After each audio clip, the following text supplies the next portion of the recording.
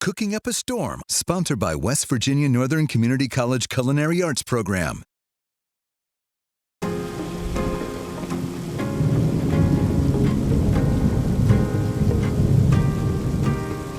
We're cooking up a storm at West Virginia Northern Community College, home of their great culinary program. Joining us is Chef Chris.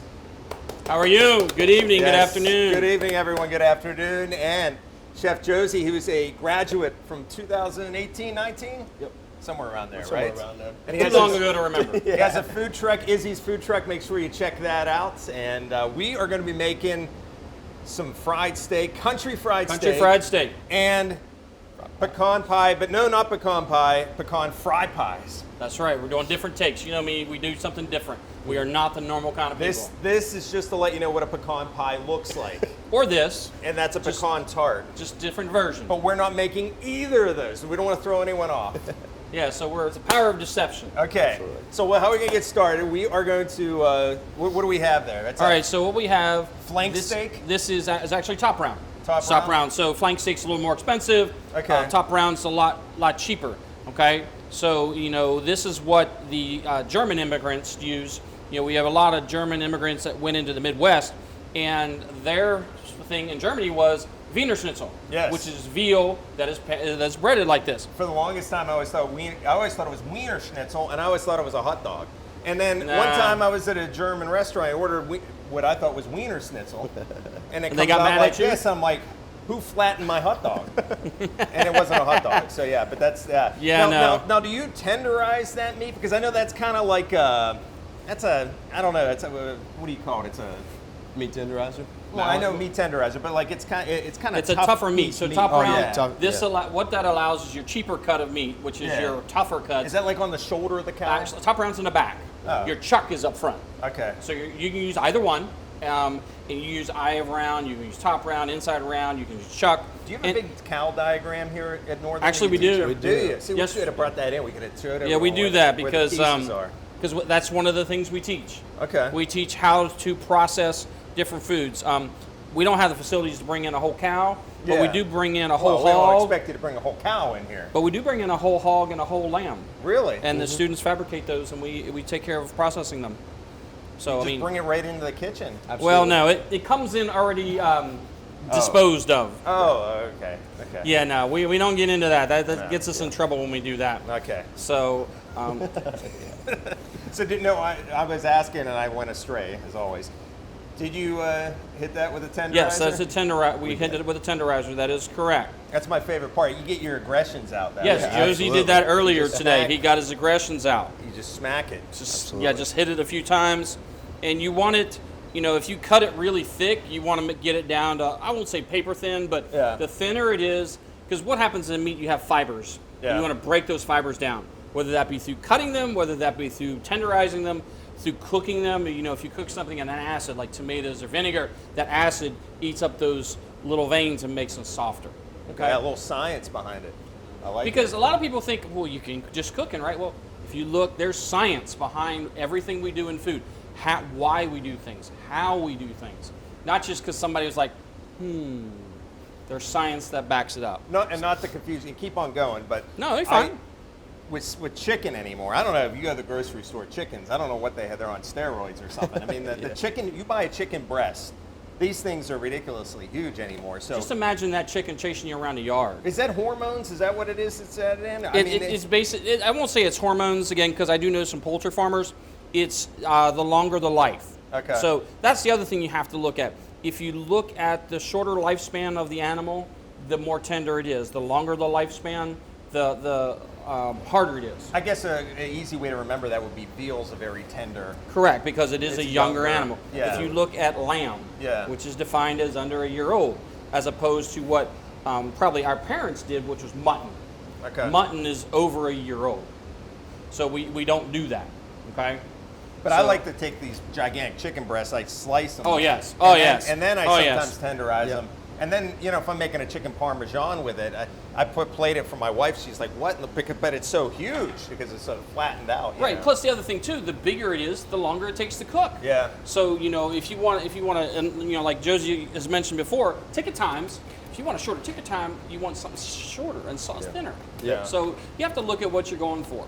You know, if I'm doing something that's a long cook, a stew, a braise, that's when I want those big pieces. When I'm doing something quick and easy, I want those thin and easy. Like a and pan fry. that's how restaurants can bang that out for you. Yeah.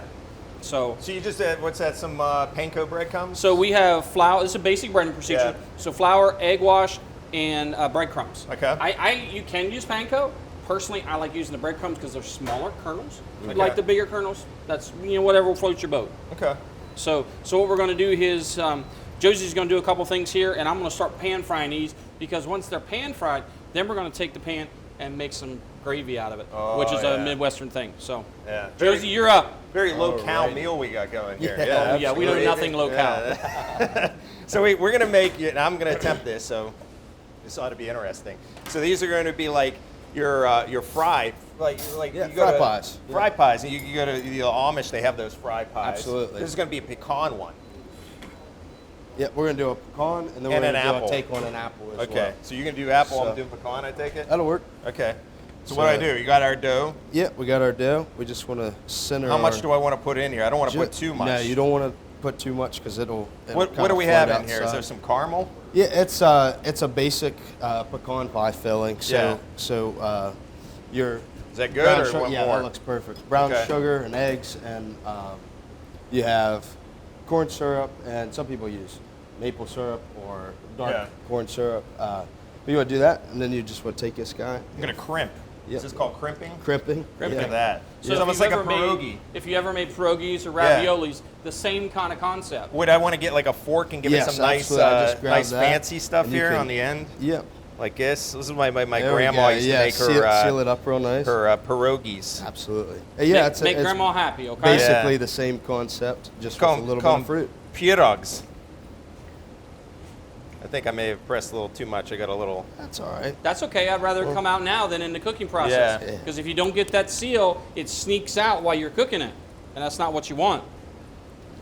Yeah, and I'm going to do the same thing here with mine.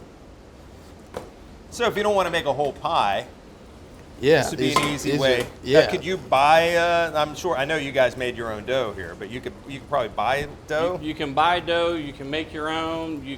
There's all kinds of options. And Again, you can make your own and freeze it, like, Right. so then you have... Absolutely. because that's what we do. When we make pies, we make extra dough and we freeze them in the pan. So when we need dough, we just pull them out ready to Should go. I give a little holes up here for some breathing? No. We'll put them Okay. in the pan here. I didn't want my cons to start popping. Have We'll a kinda pecan give mine popcorn that. And or again, something. you know, it's one of those things, if you want to do something at home with your kids and make pies, you know, one Sunday afternoon when you're stuck at home because it's snowing, make a bunch of pies or raviolis or these, put them in the freezer. Yeah, They're ready to go. You pull them absolutely. out one night when you need dinner real fast, go with it that way.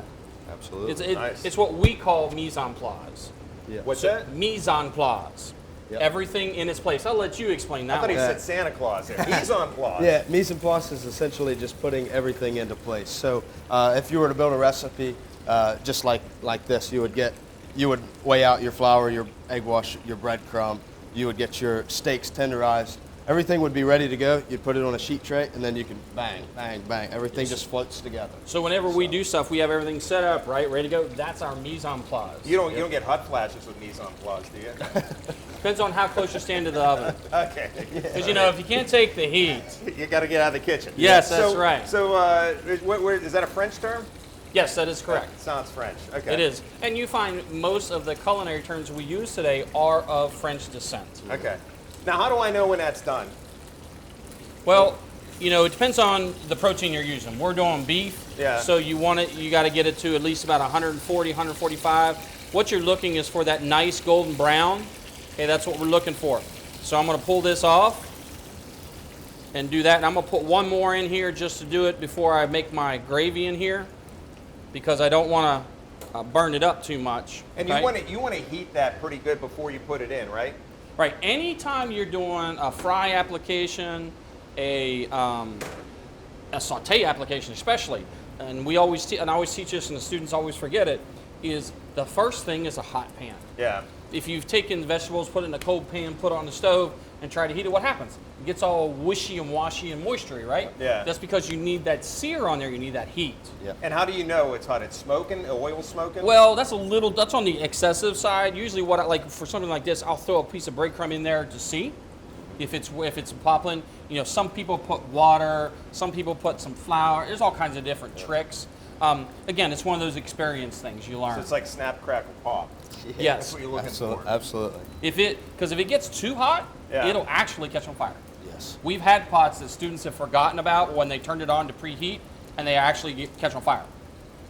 Because Okay. it will, whether it's oil or whether it's butter, clarified butter, it will catch on fire if you heat it too much. Okay. And then, then you got to decide, do I want to clean up a mess? So do I use the fire extinguisher? Do I use flour? Or do I just use a lid? Or do I just call 911 and run? Do you ever cook with like an alcohol where you put it in, the fire goes Yes. up? Okay. The thing we teach, and that's a good thing to mention, when you're doing with alcohol, you pull it off the burner, Okay. hit it, and then put it back. Because if I were to do it here and this would have been a flame, Yeah. what does flame follow? The fumes, not the alcohol. Where's the most in your hand? It can turn into a Molotov cocktail. Yeah, That's you not don't what want you that. want. That No. is not what you want. No.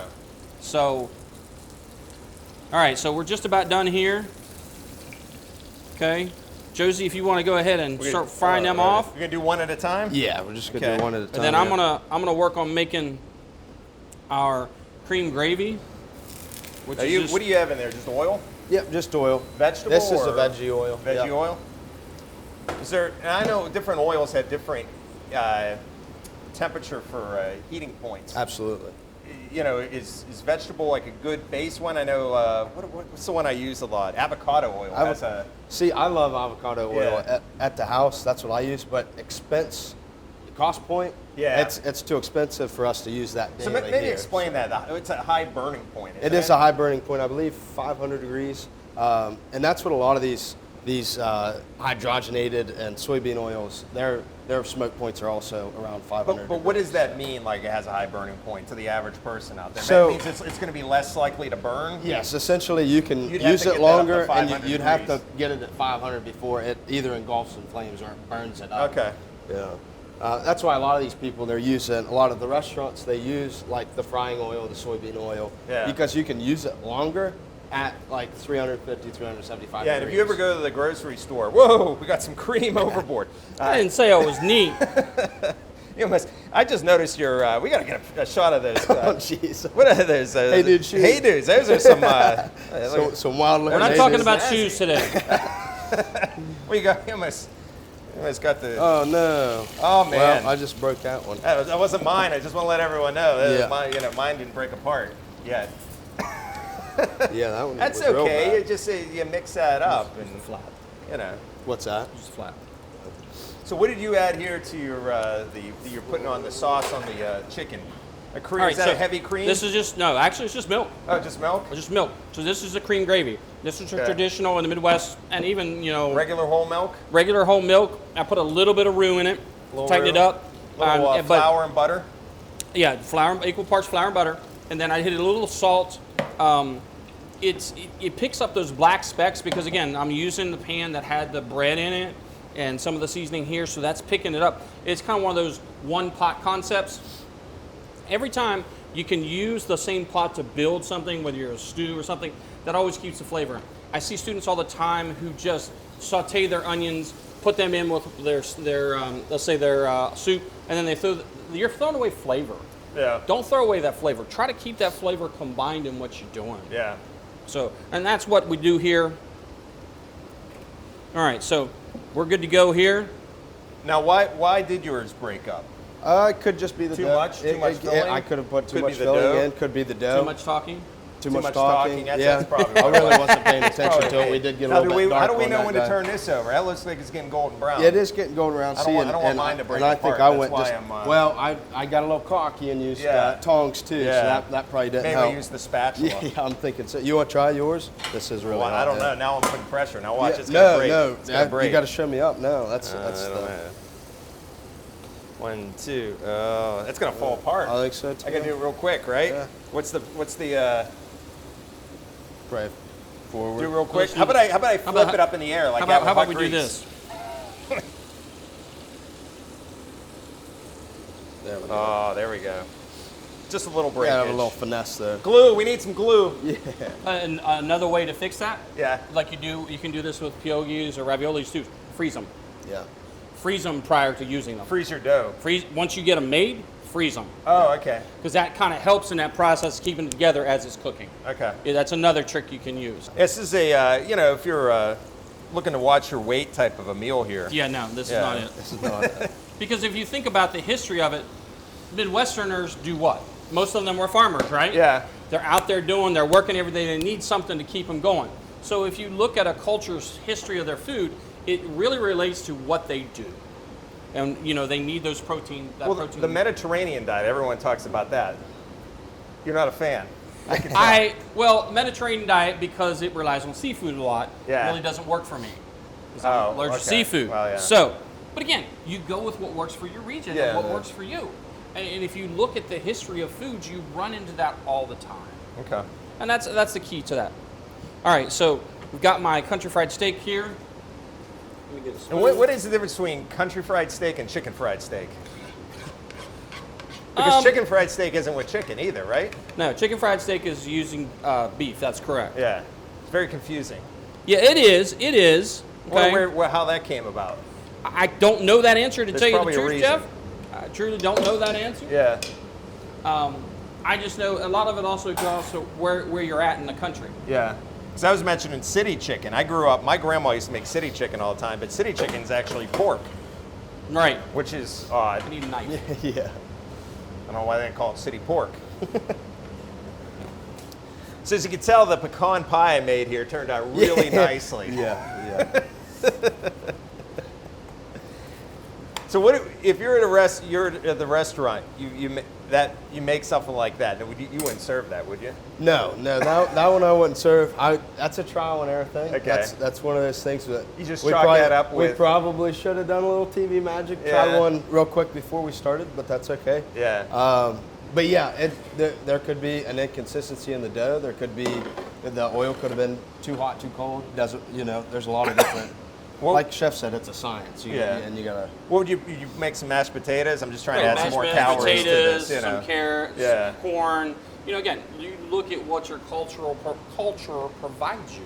Mm-hmm. Okay, because the culture in the Midwest provides cattle, they provide grain, that sort of stuff. So you look at those sort of things. And you were asking earlier about how do I tell when it's done.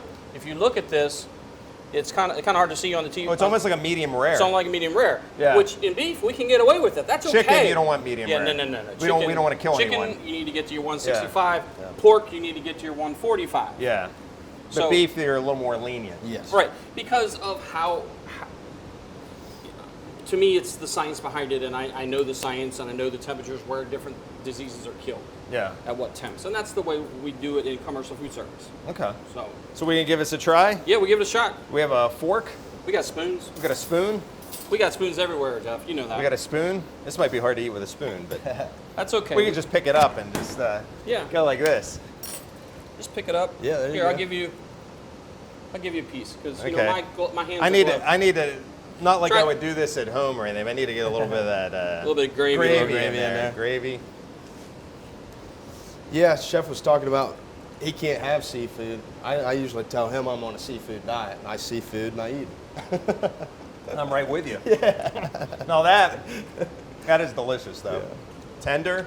The beef is tender. Right. And the creaminess of the gravy just ties it all together. And let's say you want to throw some mushrooms in there, want to throw some onions Oh, in yeah. there, whatever works for what you got. Mushrooms would go to that. Yeah. I do this a lot at home at night. It's, okay, what's in my fridge? Yeah. What's in my fridge that I need to get rid of because it's going to go bad if I don't use it in the next couple of days? Because you think about it, this is really this alone's like a 4 ingredient thing. Pretty Maybe much. 4 or 5. 4 or 5 ingredients. Add a little bit more with the gravy, but not much. And now this would be, even though it doesn't have style points, as Mike Tomlin would say, but it still tastes good, right? Oh, we're I'm not sure. all about style points there here you on go. Cooking Up a Storm. We are just about the taste. So let's give it a taste. We'll let Jeff taste this one because we've already tasted it. Oh, that's good. Because I know the filling's good because we've used that filling quite often. Oh man, that's sweet. Yeah. I mean, that's like bouncing off the walls. Absolutely. You know what? You want to elevate that a little more? Put Ice some cream. chocolate chips in it. Chocolate chips. That's almost like a baklava almost. Oh, well, it's almost what they call a derby pie. Have you ever heard of a derby pie? You do around the, in the summer, the horse race. They have derby pies. Kentucky Derby. Kentucky Derby, right. So you've got pecans with chocolate chips, and then add your a la mode to it if you need to. Yeah, a little ice cream. Again, style points maybe not a 10 here. Yeah. What would you grade, if he made this, what would you grade him as a pupil? I'd be making him make it again. Would he flunk? And I would, no, well, I don't know whether he flunked. No, Again, we look at more than just visual, because visual is important, yes. Yeah. I was one of those kids, if I mess it up, it'd get slid in the trash can before he saw it, and I'd start on the next one, you know.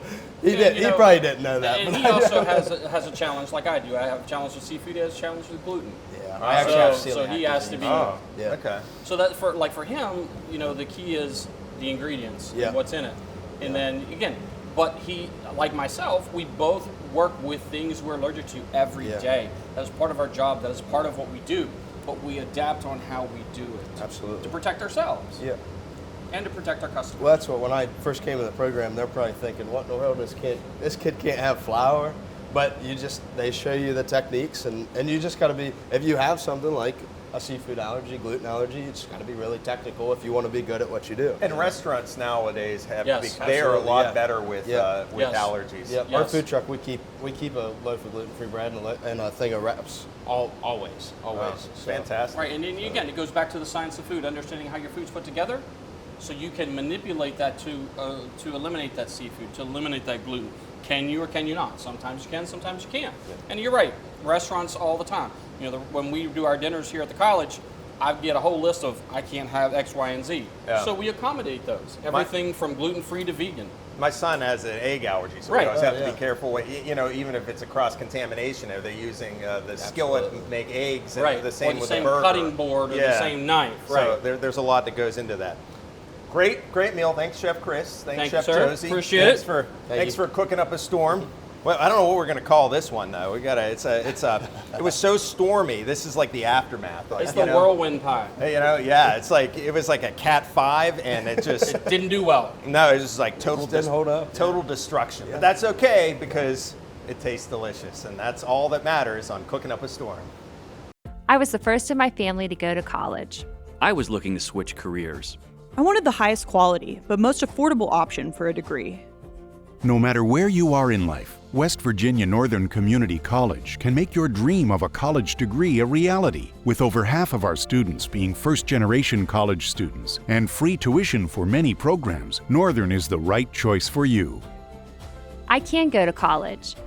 West Virginia Northern Community College. You belong here. Cooking Up a Storm, sponsored by West Virginia Northern Community College Culinary Arts Program.